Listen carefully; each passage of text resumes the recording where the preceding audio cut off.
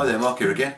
Got Rob on the camera. Hiya. And today we're going to be looking at getting this bodywork done for the SCA-1E Range Rover by Carisma.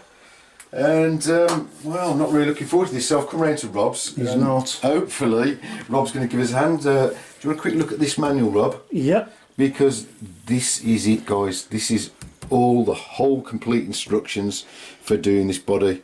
And as you can see, there's not really a lot of detail. And it's very, very small. I was going to say it's teeny tiny. So we've got all the parts here. As you can see, I've already made a start and I've cut out the wheel arches. I don't think we really need to show you how to do those.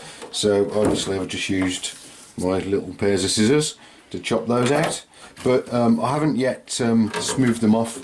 So we've got some abrasive paper and we'll just get that cleaned up. But what I want to do first is to get the rest of the body cut. So luckily, can you see here, Rob, there are dimples in the body and it looks like they're in the right place for the body posts. And then we've got dimples also in the front here, which are where these parts are going to attach. I think these like lugs are going to go through. It's the holes that we're going to make. We also need to cut out where the fog lights go here, and I think it looks like, well, you see, it looks like the headlights are going to have to be cut out. We're going to have to cut the headlights out and the side lights, because that's not going to go on, and also all the little holes. So rather than show all this on camera, what I'm going to do is get all this drilled and show you what it looks like then. So yeah, bear with us, we'll be back shortly. Right, Rob? Yeah, I'm recording this. Thought we'd show you using this rotating tool. Couldn't really get the scissors in here, could we, Rob? No.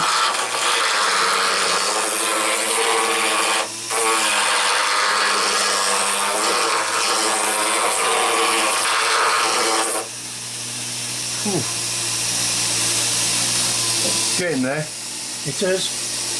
Okay, so we've got the bottom piece to fit now, haven't we, Rob? Yeah. With it like that.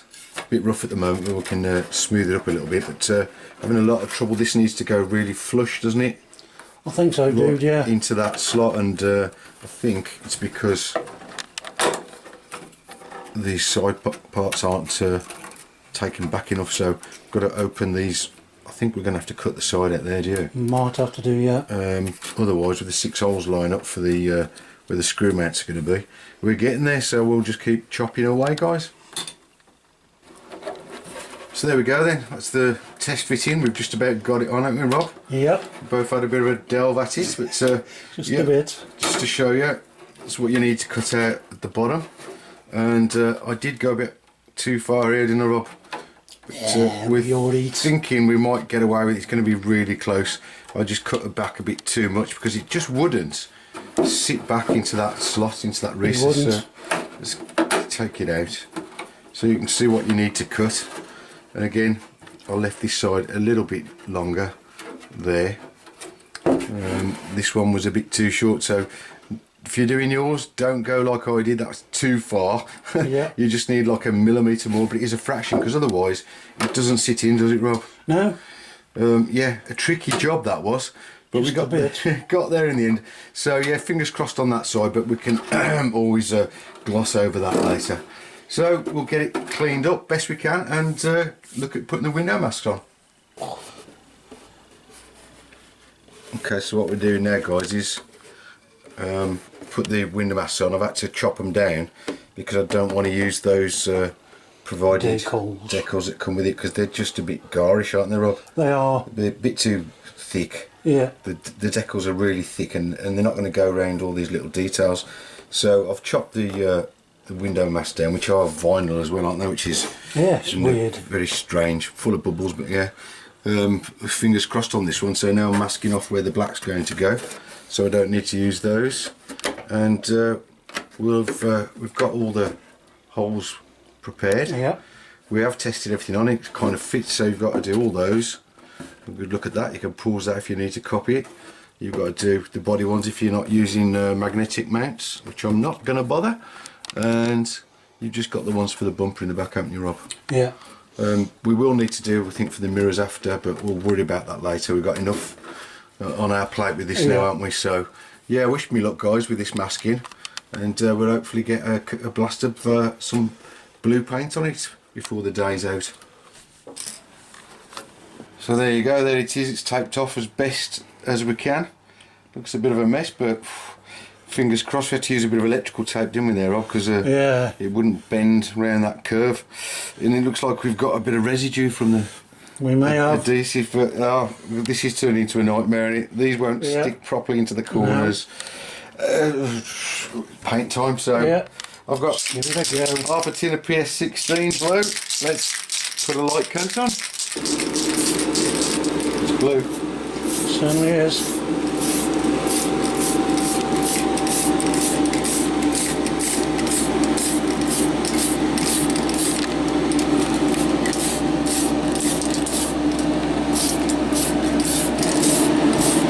Some splattery bits. That's because your tin's nearly empty, mate.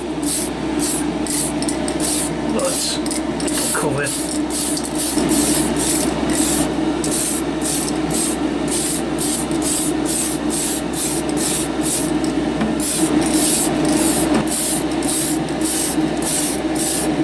Already, so the first coat doesn't look too bad, does it? No, And I can't see much bleed coming through. no. So fingers crossed, dude. Yeah. Well then, as you can see, we've put a backing coat of silver on. This is a Tamiya Bright Silver. I think it's PS41, wasn't it, Rob? Yeah, looking good. And so taking off that masking that I've put around the window frames there, so you can see I put them on top of the original window mask, so they're still there. So yeah, that's what it looks like from the outside, Rob. Yeah. So the idea now is we're going to spray the black on up the whole of the inside, so it should give us black window frames or the window pillars.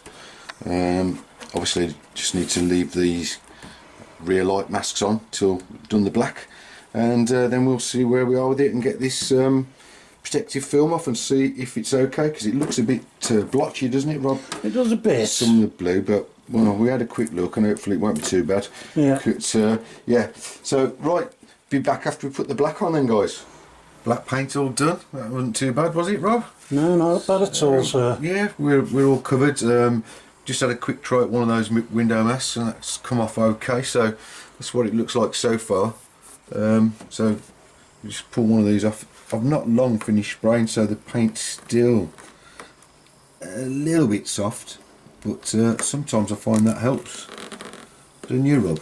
Yeah, You can flake, can't if it's too dry it can. sometimes, so yeah, you just have to be careful. But these window masks look quite good. The edges are quite clean, aren't they? They are. So yeah, it's coming off quite nicely. So we'll just get on and take all the rest off, and we'll think about what we're going to do with the windows, whether to put some smoke paint on or not. I think probably not at the moment, because I might be looking at an interior later, so that would probably spoil it, wouldn't it? You Yeah. never get like a clean even spray, do you really? No, not really. So let's have a think about it. We'll get these off and have a look anyway. Right then, they've all come off well, and the lines are pretty sharp, so I think it's about as good as I'm going to get with that. We've decided not to go with a spray tint on the windows. I might try some film, or I might even try the original stickers first, because I can always take them off again. But let's get this film off then and Have a look. see how she looks.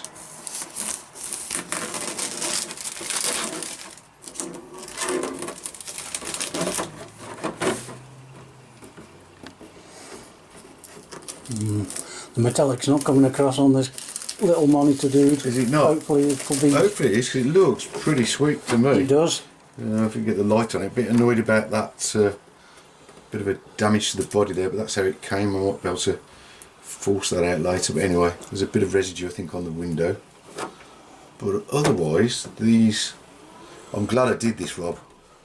I know it's a bit glossy, but at least they follow the contours properly, Yeah. don't they? Rather than And you can see the detail. you can. Let's get the rest of this off. Yeah, we'll get this cleaned up and see about getting those plastic parts bolted on. Alright then, so here it is with all the plastics attached.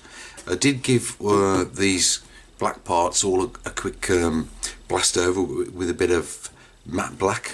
I think it stops it looking so plasticky. So yeah, there's the grills fitted. I'll show you that on the inside in a sec. And then we've got the rear bumper attached. You can see the mirrors are on there, and the wipers. Word of warning with these, you have to drill these tiny holes in the mounts, and they just pop through. But giving one a good push, I managed to snap it in half.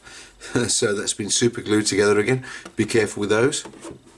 And as you can see, only minimal stickers applied, because the vinyl on these stickers is so thick that it leaves a ridge. I don't know if you can see on that Range Rover one there. Not really very pleased with that. I'm going to see if I can source some alternatives in the future maybe, but it'll have to do for now. There's the Range Rover badge there. I've put the plastic lenses, they just clip in on the full lights there, and you might be able to see that I've fitted some LEDs in there. These again are the indicator and side light stickers, so I've used those, and the number plate and the repeaters on the side. I didn't bother with the tiny little bits of plastic because they were so tiny I couldn't really see how they'd make any difference, so I've left those off. I think that looks okay as it is. Let's look at the inside. So you might want to pause this if you're making your own.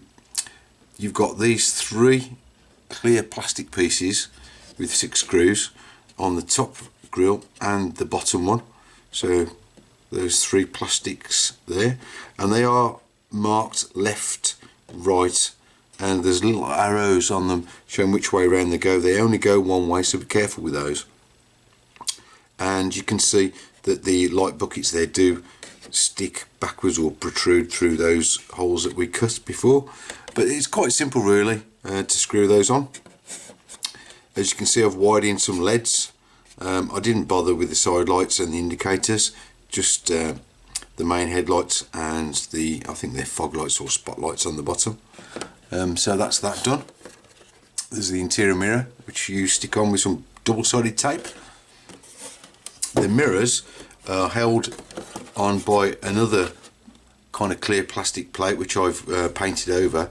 They don't actually hold them together, so you need some glue, or I've put glue on there anyway. It's the only way I've got the mirrors to stick on. So yeah, they've been glued on again, painted matte black.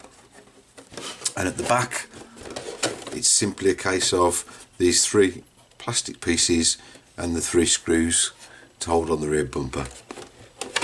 You might see there I've put on a bit of it's a plastic card or plastic cardboard that I've double-sided taped to there. I'll show you why in a sec.